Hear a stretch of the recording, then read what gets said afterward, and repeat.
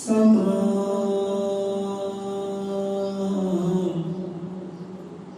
ਸ਼੍ਰੀ ਵਾਲਮੀਕਿ ਸਾਹਿਬ ਜੀ।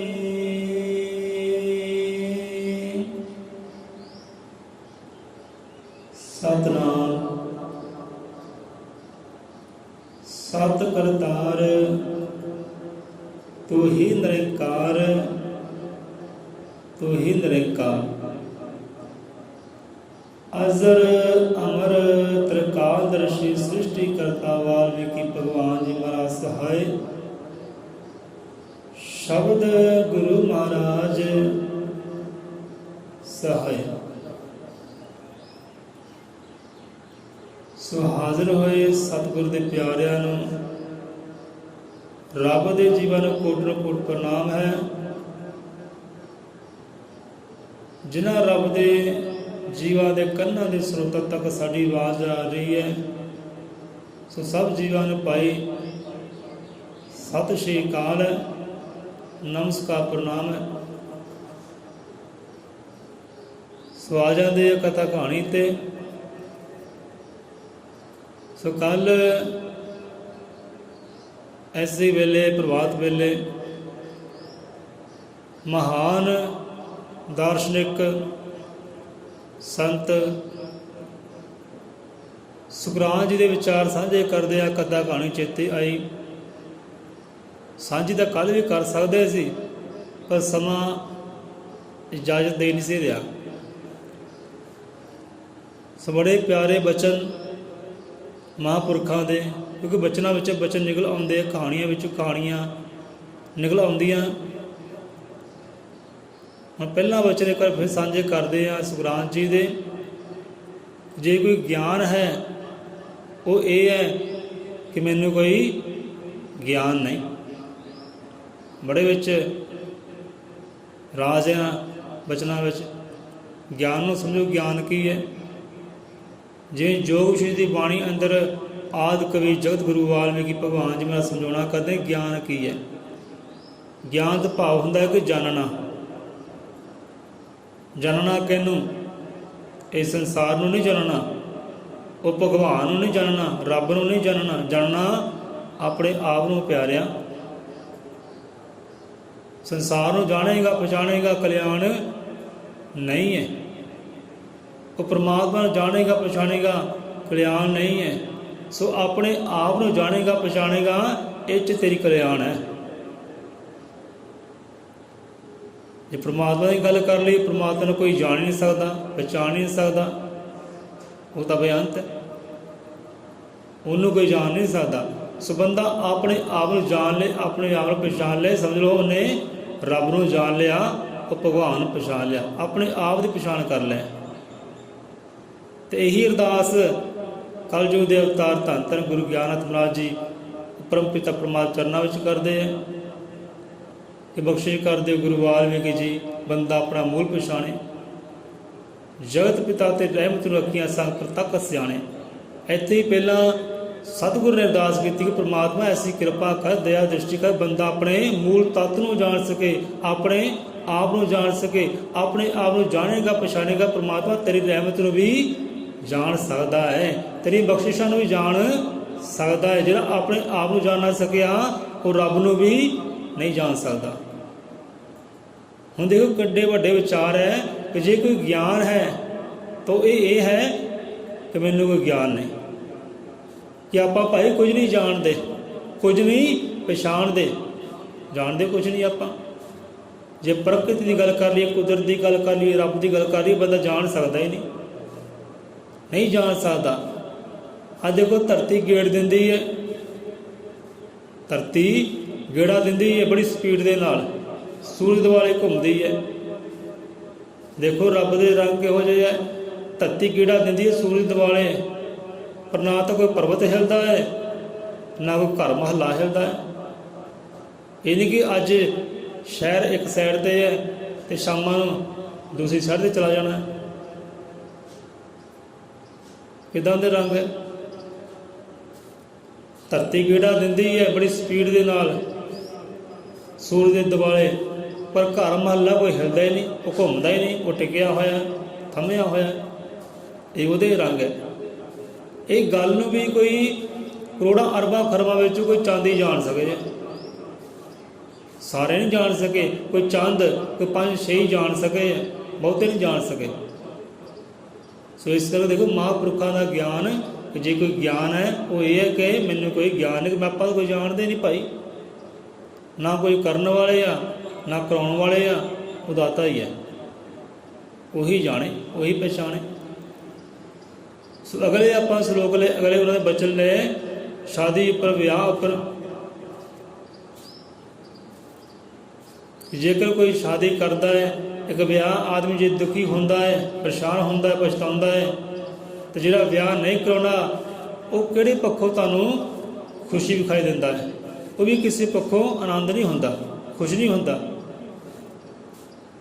ਸੋ ਤੇ ਉਹਨਾਂ ਦੇ ਘਰ ਗ੍ਰਸਤੀ ਦੀ ਆਪਾਂ ਗੱਲ ਕੀਤੀ, ਪਤਨੀ ਦੀ ਗੱਲ ਕੀਤੀ।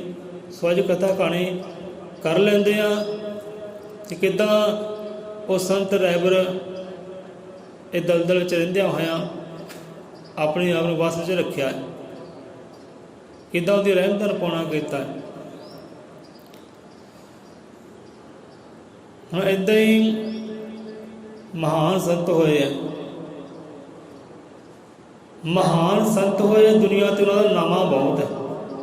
ਦੂਰ ਦੂਰ ਤੱਕ ਉਹਦਾ ਨਾਮਾ ਸੂਰਜ ਦੀ ਤਰ੍ਹਾਂ, ਚੰਦਰਮਾ ਦੀ ਤਰ੍ਹਾਂ ਪ੍ਰਕਾਸ਼ਵਾਨ ਹੈ। ਜਿਵੇਂ ਰਾਤ ਨੂੰ ਚੰਦਰਮਾ ਕੁੱਲ ਸੰਸਾਰ ਦੇ ਚਾਨਣ ਕਰਦਾ ਹੈ, ਦਿਨ ਨੂੰ ਸੂਰਜ ਕੁੱਲ ਸੰਸਾਰ ਦੇ ਚਾਨਣ ਕਰਦਾ ਹੈ, ਇੱਦਾਂ ਹੀ ਮਹਾਂਪੁਰਖਾਂ ਸੰਤਾਂ ਦਾ ਪ੍ਰਕਾਸ਼ ਹੁੰਦਾ ਹੈ। ਉਹਨਾਂ ਦੀ ਰੋਸ਼ਨੀ ਹੁੰਦੀ ਹੈ, ਉਹਨਾਂ ਦੀ ਮਹਿਕ ਹੁੰਦੀ ਹੈ, ਭਗਤੀ ਦੀ ਮਹਿਕ, ਭਗਤੀ ਦਾ ਪ੍ਰਤਾਪ, ਭਗਤੀ ਦੀ ਪ੍ਰਕਾਸ਼, ਭਗਤੀ ਦੀ ਰੋਸ਼ਨੀ, ਸੂਰਜ ਚੰਦ ਦੀ ਤਰ੍ਹਾਂ।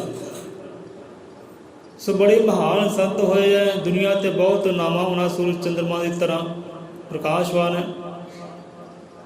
ਸੋ ਇੱਦਾਂ ਉਹਨਾਂ ਸੰਤਾਂ ਦੇ ਇੱਕ ਭਗਤ ਪਿਆਰੇ ਹੋਏ ਹੈ, ਮਨ ਦੇ ਵਿੱਚ ਖਿੱਚ ਹੈ, ਇੱਕ ਲਗਨ ਹੈ ਕਿ ਉਹਨਾਂ ਦੇ ਸੰਤਾਂ ਦੇ ਨਾਲ ਮੇਲ ਮਿਲਾਪ ਹੋਵੇ। ਪਰ ਪੈਂਡਾ ਬਹੁਤ ਹੈ, ਗੱਡੀਆਂ ਬੈਲ ਨਹੀਂ ਸੀ ਹੁੰਦੀਆਂ, ਪੈਦਲ ਯਾਤਰਾ ਹੁੰਦੀ ਸੀ।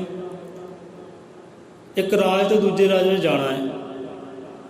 ਹੁਣ ਭਗਤ ਦੀ ਆਪਣੀ ਖਿੱਚ ਹੈ, ਆਪਣੀ ਲਗਨ ਹੈ, ਇੱਕ ਭੁੱਖ ਪਿਆਸ ਹੈ ਸੰਤਾਂ ਦੇ ਦਰਸ਼ਨ ਦਾਰਿਆਂ ਦੀ। ਕਈ ਵਾਰ ਮਨ 'ਚ ਵਿਚਾਰ ਬਣਾਇਆ ਕਿ ਸੰਤਾਂ ਨੂੰ ਮਿਲੀਏ ਜਾ ਕੇ, ਪਰ ਪੈਂਡਾ ਬਹੁਤ ਹੈ, ਮੁਸ਼ਕਲਾਂ ਬਹੁਤ ਹੈ, 1 ਮਹੀਨੇ ਦਾ ਸਫ਼ਰ ਹੈ। ਹੁਣ ਇੱਦਾਂ ਹੀ ਇੱਕ ਖਿੱਚ ਪੈਦਾ ਹੋਈ, ਬੰਨਿਆ ਜੁਲੀ ਬਿਸਤਰਾ, ਆਪਣਾ ਭਗਤ ਪਿਆਰੇ ਨੇ ਆਪਣਾ ਖਾਣ ਪੀਣ ਬੰਨ੍ਹ ਲਿਆ, ਕੋਈ ਕੱਪੜੇ ਬੰਨ੍ਹ ਲਏ, ਪੋਟਲੀ ਕਰ ਲਈ ਤਿਆਰ, ਹੱਥ 'ਚ ਲੈ ਲਈ ਡਾਂਗ, ਤੇ ਤੁਰ ਪਿਆ ਹੁਣ ਸੰਤਾਂ ਦੇ ਵੱਲ। ਕਿਉਂਕਿ ਜੰਗਲ ਵੇਲੇ ਚੀਰ ਕੇ, ਜੰਗਲ ਵੇਲੇ ਲੰਘ ਕੇ, ਨਦੀਆਂ ਲੰਘ ਕੇ ਫਿਰ ਉਹ ਰਾਜ ਵਿੱਚ ਜਾਣਾ, ਜਿੱਥੇ ਜਿਸ ਰਾਜ ਵਿੱਚ ਉਹ ਸੰਤ ਰਹਿੰਦੇ ਸੀ।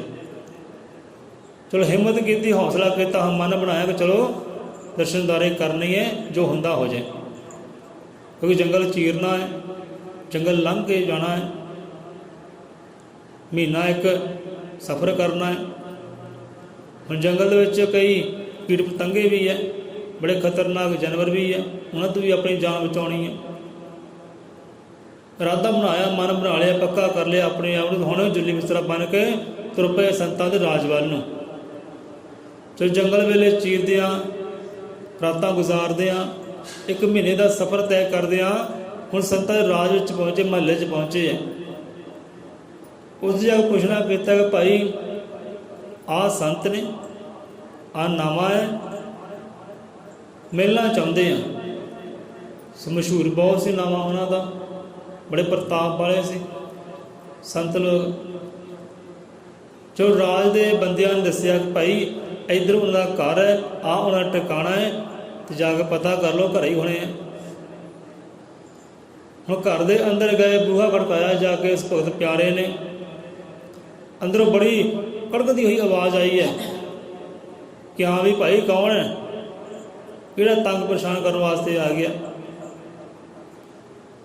ਹੁਣ ਬੂਹਾ ਖੋਲ੍ਹਿਆ, ਅੰਦਰ ਔਰਤ ਨਿਕਲੀ ਇੱਕ। ਹਾਂਜੀ ਮਾਈ ਜੀ, ਸੰਤਾਂ ਨੂੰ ਮਿਲਣਾ ਹੈ। ਤੁਸੀਂ ਕੌਣ? ਜਿਹੜਾ ਸੰਤਾਂ ਦਾ ਤੁਸੀਂ ਜ਼ਿਕਰ ਕਰਦੇ ਹੋ ਉਹਦੀ ਮੈਂ ਘਰ ਵਾਲੀ ਹਾਂ, ਤੈਨੂੰ ਨਹੀਂ ਪਤਾ? ਮੈਂ ਘਰ ਵਾਲੀ ਹਾਂ। ਕਹਿੰਦੇ ਅੱਛਾ, ਪ੍ਰਣਾਮ ਜੀ, ਨਮਸਕਾਰ। ਸੰਤ ਲੋਕ ਕਿੱਧਰ ਹੈ? ਬੜੀ ਦੂਰ ਤੋਂ ਆਏ ਆ, 1 ਮਹੀਨੇ ਦਾ ਸਫ਼ਰ ਤੈਅ ਕਰਕੇ ਆਏ ਆ, ਫਲਾਣੇ ਰਾਜ ਤੋਂ ਆਏ ਆ ਜੀ। ਤੇ ਔਰਤ ਕਹਿਣ ਲੱਗੀ ਕਿ ਬੰਦਿਆ ਤੇਰਾ ਦਿਮਾਗ ਸਹੀ ਹੈ, ਤੇਰੀ ਮੱਤ ਸਹੀ ਹੈ, ਆ ਤੇਰੇ ਚੱਟੇ ਵਾਲ ਧੁੱਪ ਨਾ ਹੋਏਗਾ, ਤੇਰੀ ਉਮਰ ਨਾ ਹੋਏ। ਤੇ ਭਗਤ ਪਿਆਰਾ ਬੜਾ ਹੈਰਾਨ ਪਰੇਸ਼ਾਨ, ਹਾਂ ਵੀ ਇਹ ਕਿਹੋ ਜਿਹੀ ਬੋਲੀ ਹੈ? ਸੰਤਾਂ ਦੀ ਪਤਨੀ ਹੈ ਤੇ ਬੋਲੀ ਕਿਹੋ ਜਿਹੀ ਹੈ? ਹੈਰਾਨ ਪਰੇਸ਼ਾਨ ਹੋ ਗਏ, ਮੈਂ ਕੋਈ ਗਲਤ ਘਰ ਤਾਂ ਨਹੀਂ ਆ ਗਿਆ? ਕਹਿੰਦੇ ਮਾਈ ਇਹ ਸੰਤਾਂ ਦੇ ਘਰ ਹੈ ਨਾ? ਕਹਿੰਦੇ ਹਾਂ, ਸੰਤਾਂ ਦਾ ਹੀ, ਉਹ ਪਖੰਡੀ ਦਾ ਹੀ ਘਰ ਹੈ। ਜਿਹੜਾ ਜੱਗ 'ਚ ਪਖੰਡ ਕਰਦਾ ਫਿਰਦਾ ਨਾ, ਉਹ ਪਖੰਡੀ ਦਾ ਹੀ ਘਰ ਹੈ।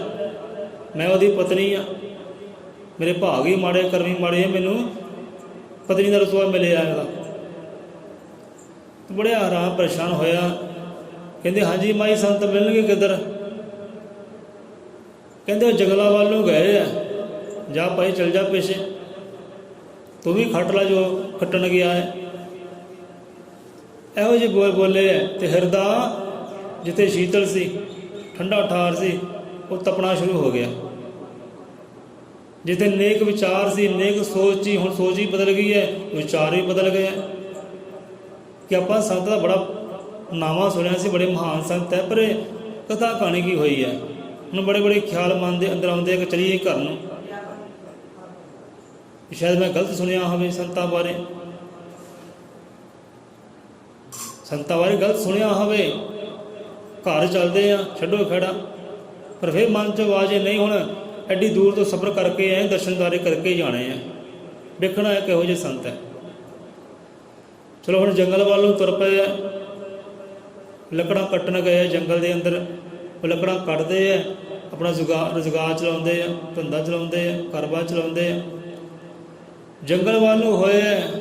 ਰਸਤੇ ਪੁੱਛਿਆ ਬੰਦਿਆਂ ਨੂੰ ਕਿ ਭਾਈ ਲੋਕ ਇੱਧਰ ਸੰਤ ਜਾਂਦੇ ਆ?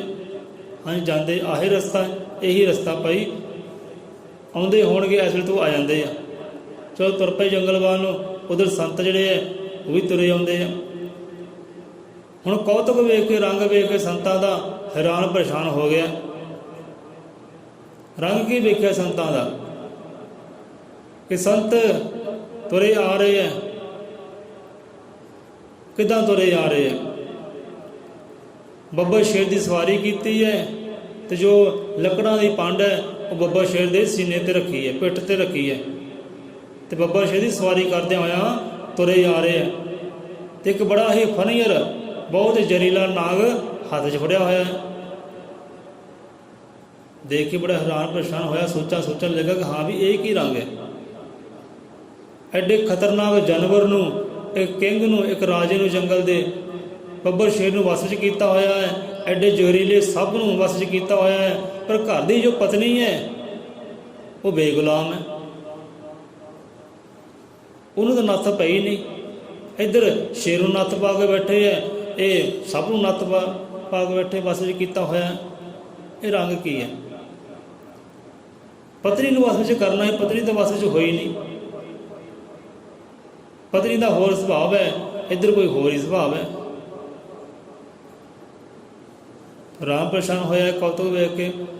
ਹੁਣ ਚਲੋ ਸੰਤਾਂ ਦਾ ਚਿਹਰੇ ਦਾ ਨੂਰ ਵੇਖ ਕੇ ਪਛਾਣ ਗਏ, ਹਾਂ ਵੀ ਇਹੀ ਸੰਤ ਹੈ। ਪ੍ਰਣਾਮ ਕੀਤੀ, ਨਮਸਕਾਰ ਕੀਤੀ ਕਿ ਸੰਤ ਲੋਕੋ ਫਲਾਣੇ ਰਾਜ ਤੋਂ ਆਇਆ ਹੈ, ਇੰਨਾ ਸਫ਼ਰ ਤੈਅ ਕਰਕੇ ਆਇਆ, ਆਪ ਨੂੰ ਪ੍ਰਣਾਮ, ਦਰਸ਼ਨਦਾਰੇ ਕਰਨੇ ਸੀ, ਕਰ ਲੈ। ਤੇ ਕਹਿਣ ਲੱਗੇ ਸੰਤ ਲੋਕ ਪਿਆਰਿਆ ਕਿੱਦਾਂ, ਕੀ ਰੰਗ ਵੇਖਿਆ, ਕੀ ਕੌਤਕ ਵੇਖਿਆ? ਤੇਰਾ ਹਿਰਦਾ ਮੈਨੂੰ ਹੋਰ ਕੁਝ ਦੱਸ ਰਿਹਾ। ਪਹਿਲਾਂ ਤੇਰੀ ਸੋਚਾਂ ਹੋਰ ਸੀ, ਹੁਣ ਸੋਚਾਂ ਤੇਰੀਆਂ ਹੋਰ ਹੈ। ਆਪਣੀ ਜ਼ਬਾਨੋਂ ਦੱਸੇਗਾ? ਕਿਉਂ ਸੰਤ ਸਭ ਕੁਝ ਜਾਣਦੇ ਭਾਈ, ਅੰਤਰਜਾਮੀ ਹੈ।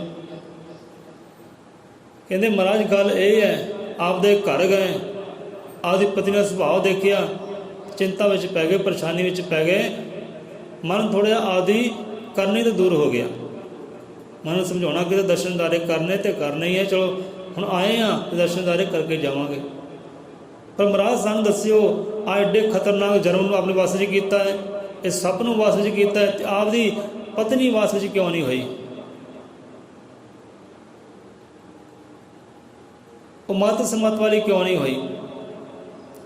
ਉਹ ਕਹਿਣ ਲੱਗੇ ਸੰਤ ਲੋਕ ਬੜੇ ਪਿਆਰ ਦੇ ਨਾਲ ਕਿ ਪਿਆਰ ਹੈ, ਗੱਲ ਸੁਣ, ਆ ਜੋ ਸਾਡਾ ਰੰਗ ਵੇਖ ਰਹੇ ਹੈ ਨਾ, ਜੋ ਆਪਣੇ ਕੌਤਕ ਵੇਖਿਆ ਹੈ, ਇਹ ਉਹਦੇ ਕਰਕੇ ਹੀ ਹੈ।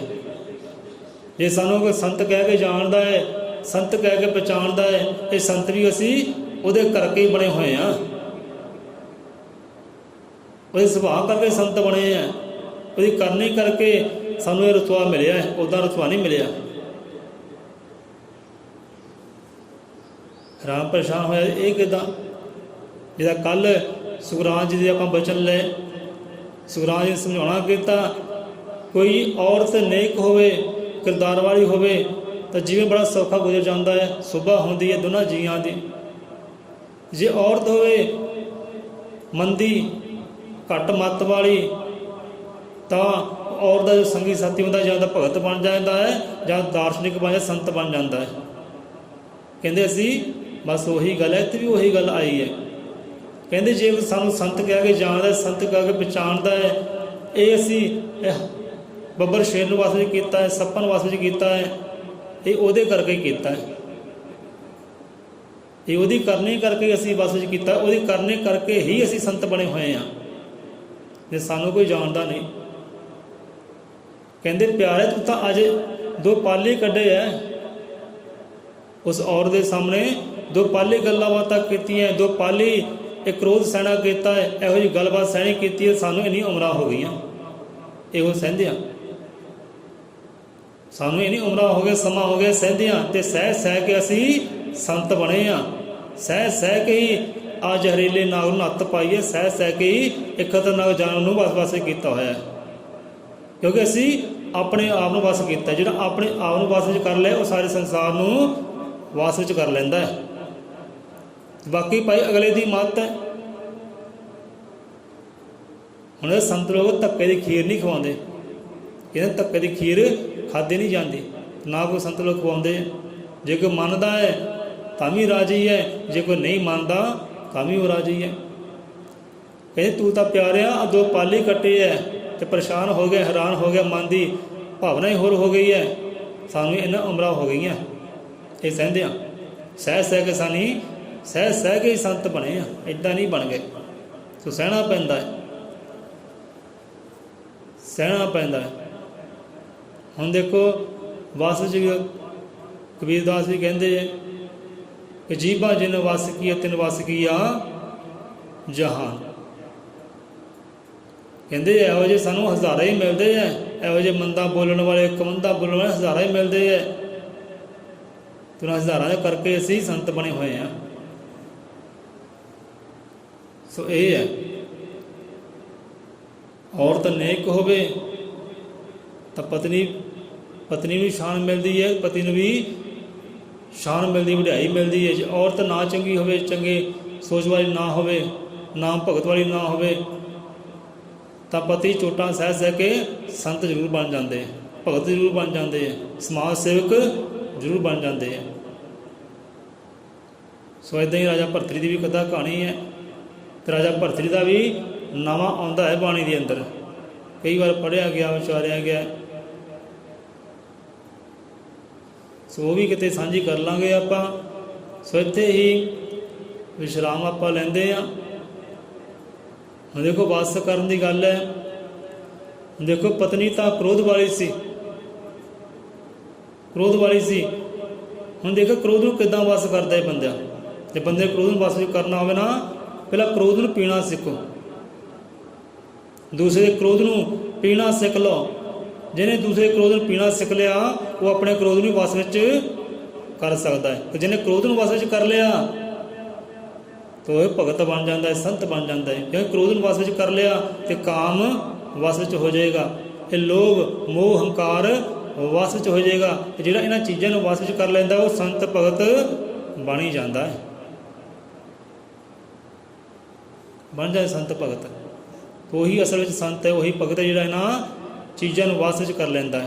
ਅਤੇ ਜਿਹੜਾ ਇਹਨਾਂ ਚੀਜ਼ਾਂ ਨੂੰ ਵਸ ਵਿੱਚ ਕਰ ਲੈ, ਉਹ ਫਿਰ ਦੁਨੀਆ ਦੇ ਹਰ ਖਤਰਨਾਕ ਖੌਫਨਾਕ ਜਾਨਵਰ ਨੂੰ ਵੀ ਆਪਣੇ ਵਸ ਵਿੱਚ ਕਰ ਲੈਂਦਾ ਹੈ।